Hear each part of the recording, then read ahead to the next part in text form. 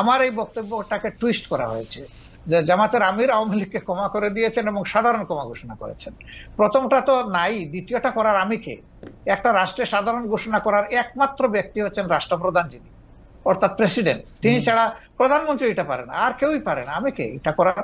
আমার তো কোনো অধিকার নাই।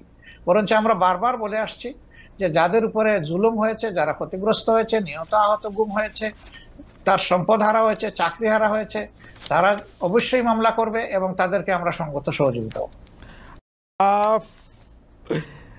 আচ্ছা, এটি অবশ্য আমাদের একটি প্রশ্ন, কারণ হচ্ছে যে পত্রপত্রিকায় যেটি ছাপা হলো আওয়ামী লীগকে ক্ষমা করে দেওয়ার ঘোষণা জামায়াতের আমিরের, অনেকেই বলেছেন যে আপনি হয়তো খোলা মনে সাদা মনে সেই ক্ষমাটি ঘোষণা করতেই চেয়েছেন, কিন্তু পরে যখন আপনার দলের লোকেরা বা আপনি ফিরে গিয়ে চাপের মুখে সেটি আবার একটু বক্তব্য অন্যরকম করছেন। বিষয়টি কি ঠিক? মোটেই না, আমি মোটেই না। আমার বক্তব্য টুইস্ট করা হয়েছিল, সেটাকে আমি ক্লিয়ার করেছি।